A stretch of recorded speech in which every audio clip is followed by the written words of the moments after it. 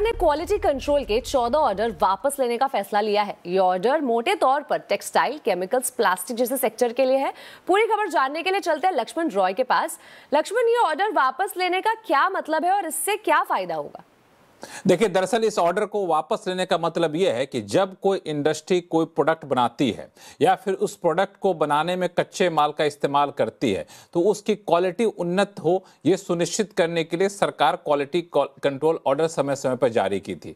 अब वो quality control order इतने सख्त थे कि इंडस्ट्री को इस ऑर्डर का पालन कर पाना काफ़ी मुश्किल होता था। हकीकत में क्वालिटी उस कदर होती थी प्रोडक्ट की, लेकिन उसके जो कंप्लायंस होते थे, नियम कायदे कानून होते थे, वो पालन कर पाना मुश्किल होता था। तो नीति आयोग में एक कमेटी बैठी। उस कमेटी ने पाया कि ऐसे 200 से ज्यादा क्वालिटी कंट्रोल ऑर्डर हैं जो इंडस्ट्री को नुकसान कर रहे हैं, खासतौर से छोटे मझोले इंडस्ट्री को।